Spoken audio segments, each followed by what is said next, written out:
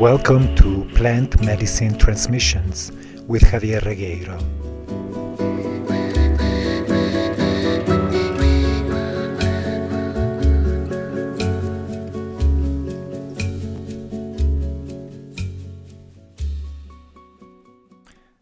Hello everybody and welcome back to Plant Medicine Transmissions. I am Javier Regueiro. In our previous episode of Plant Medicine Transmissions, we started exploring the concept of surrendering, which is not actually a concept, it's a practice. The one thing that oftentimes we are being criticized for, those people who are supporters of plant medicines, is that this is a process that has no actual validity in real life. Whereas my opinion differs, because this is about a process that teaches us not only abstract concepts, but actually invites us to apply the lessons that we learn while we engage in this process.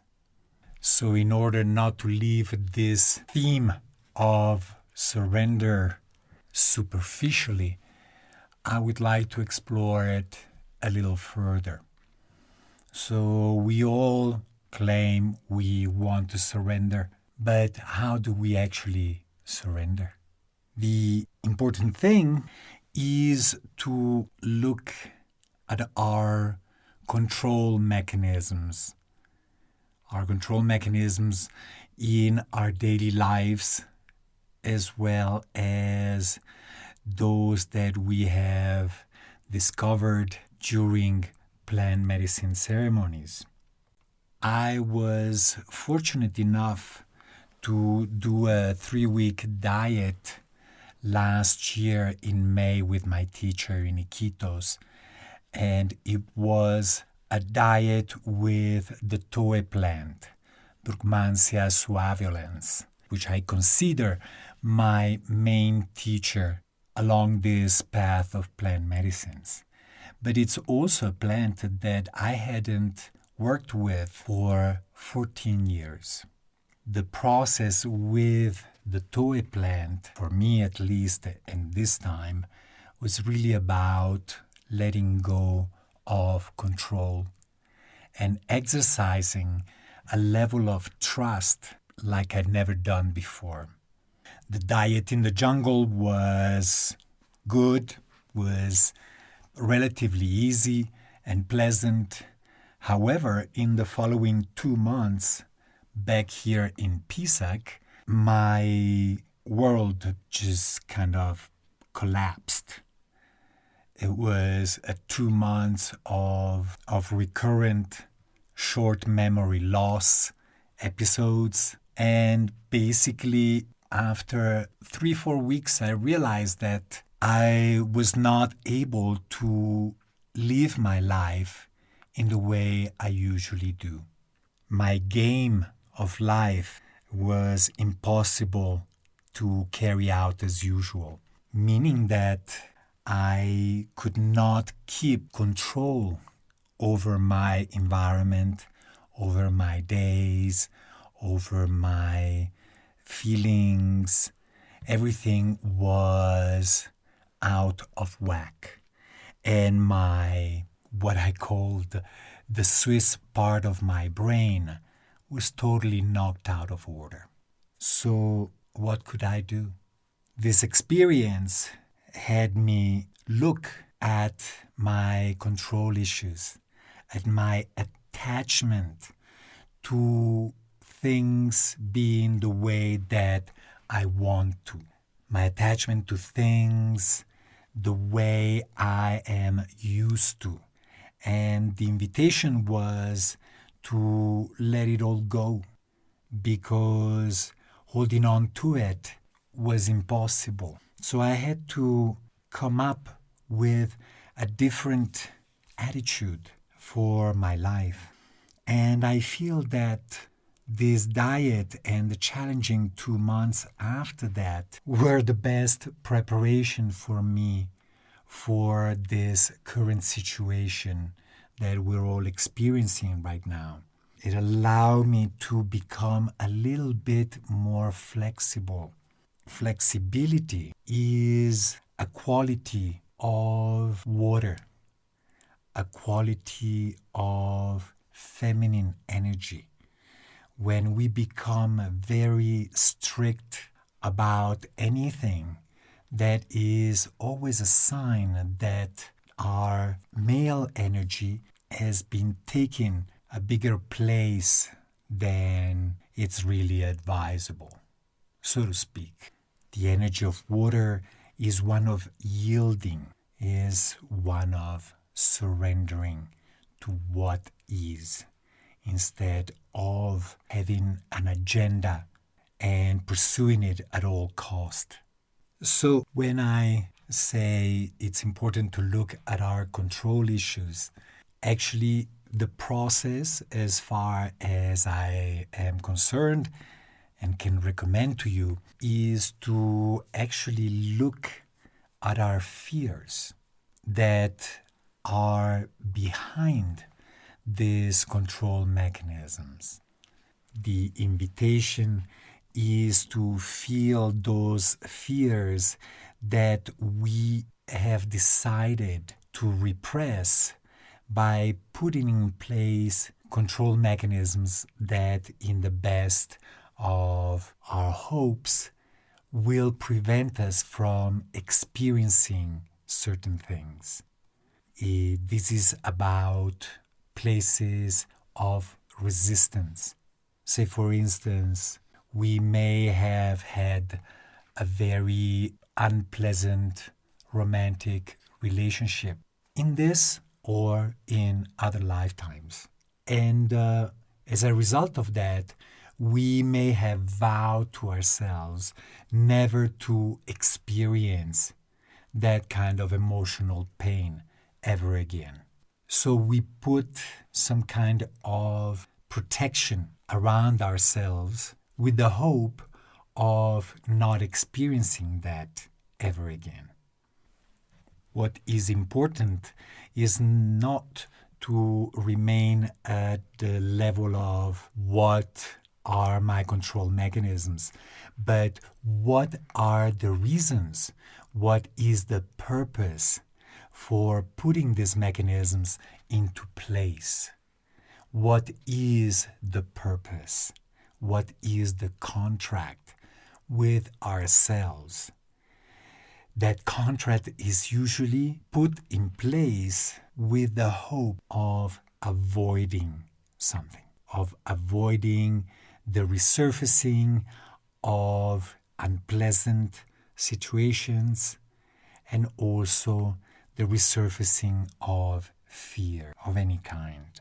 You don't have to be a control freak in order to have certain control dynamics. We all have ways in which we kind of put a structure into our lives. But if you are experiencing or have experienced in the past a form of suffering because things are not the way that you wanted them to be, then this is a sure sign that there are certain control mechanisms at work. And there is an attachment to things being a certain way. Now, we are all experiencing the end of the world as we knew it. The end of our world as we knew it, as we sat comfortably in. And by the way, I believe that we are all experiencing, collectively as well as individually, a big grieving, a big loss. So we are all carrying this grief, and most of us are avoiding that grief by continuing on and adjusting to the present situation. But the reality is that our life as we used to know it is over. Now, plant medicines, of course, are a wonderful practice for letting go. Among the processes and disciplines that I have encountered in this lifetime, plant medicines are most likely the strongest in teaching us the importance of letting go and the importance of grieving.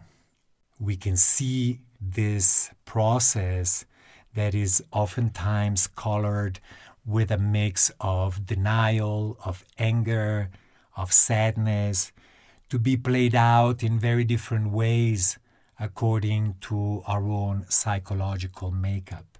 But what I see most of all is a resistance to accepting the fact that things are not the way they used to be.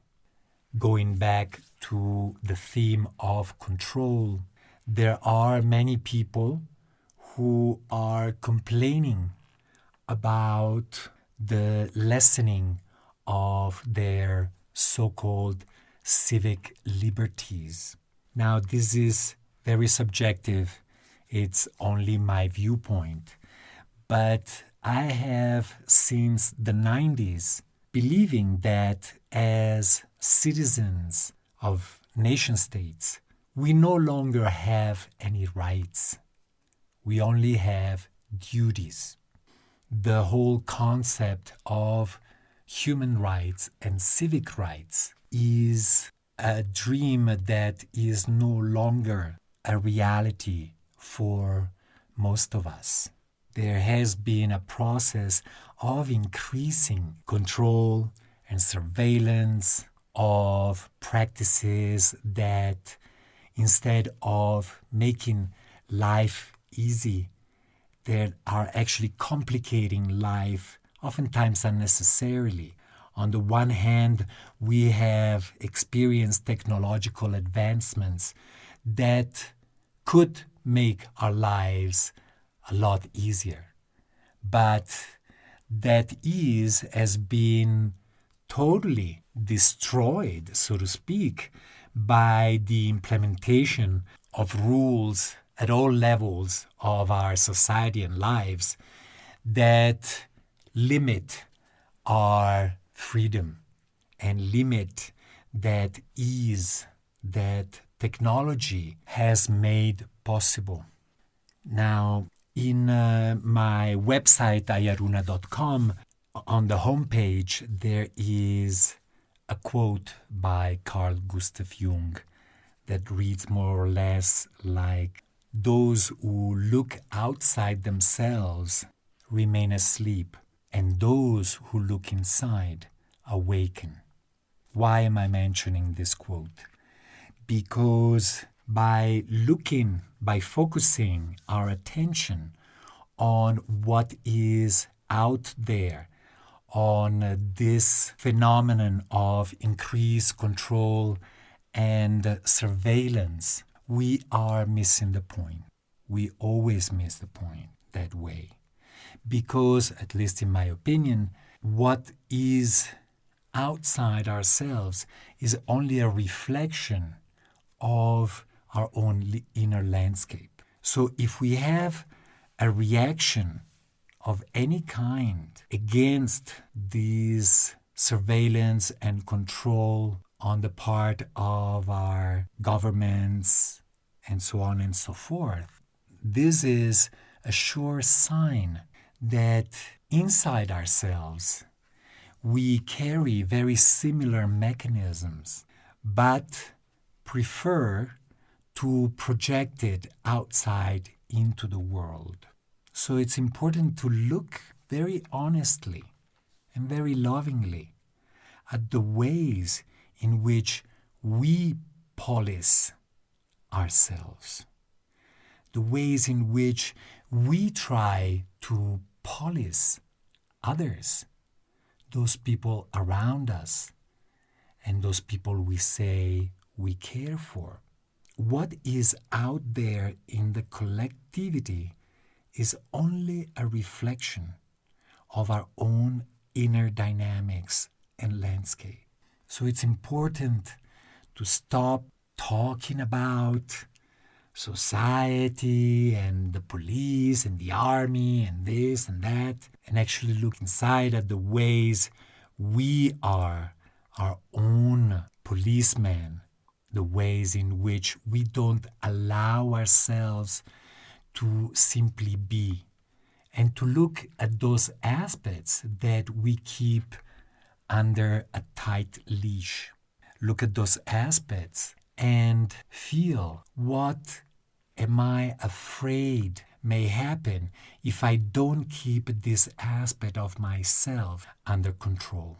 Underneath most control mechanisms lies a fear of aspects of ourselves, a lack of trust, a strong judgment against these parts of ourselves.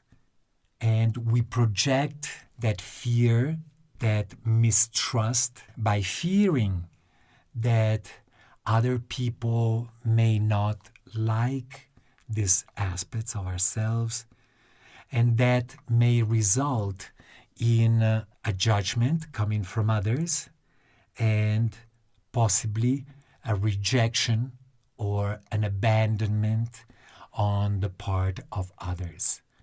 All of this is pure projection. I repeat, all of this is pure projection.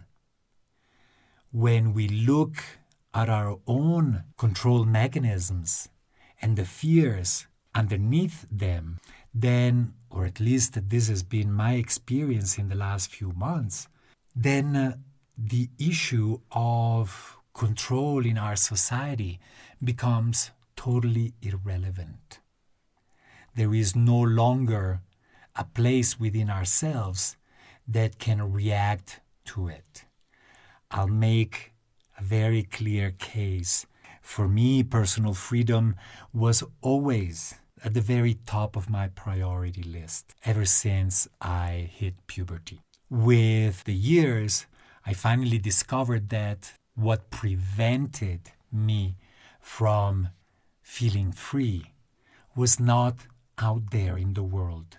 My biggest shackles were right between my ears. And when I realized that, I started a process of real, radical liberation within myself. Just recently, I received an email from an acquaintance asking me about the rise of power of the Peruvian army in these present times.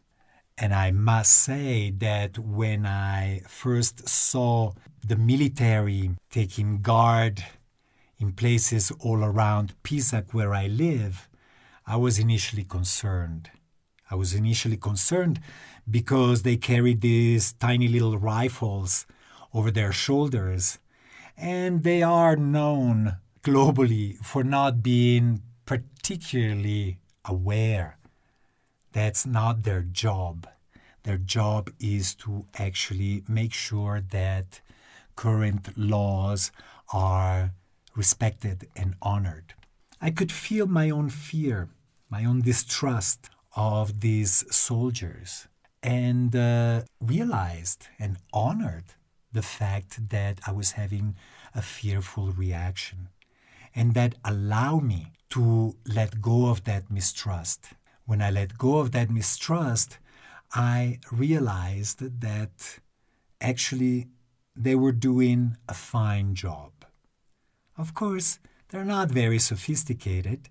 They love to shout orders, but basically they're there simply to make sure that the present strategies to limit the further spread of this pandemic is carried out.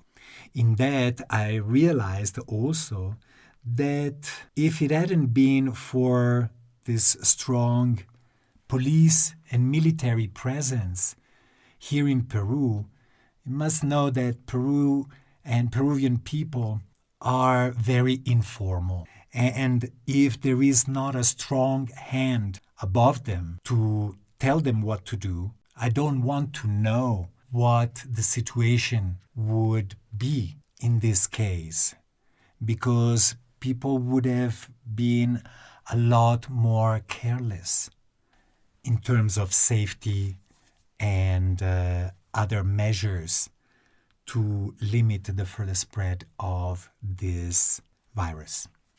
I am sharing this personal experience to illustrate how actually our own attitude, our own inner landscape is what shapes our perception and our experience of so-called reality. It's very important because at this point we are all experiencing our own worst nightmares. What we fear the most is staring right at us. And there is very little we can do about it. Many of us, what they do is they complain, they criticize, instead of going in and go like, what am I resisting? What is showing up in my life that I would rather not experience? And therefore, I start engaging in this game of blaming, whether it's the Illuminati, the governments, whoever. It doesn't really matter. What really matters is our own experience and our reaction to what we experience. Our own judgments say more about ourselves than anybody else out there in the world. If we wish to move in the direction of true awakening, then the requisite is one of taking responsibility for the way we feel and the way we think. Blessings.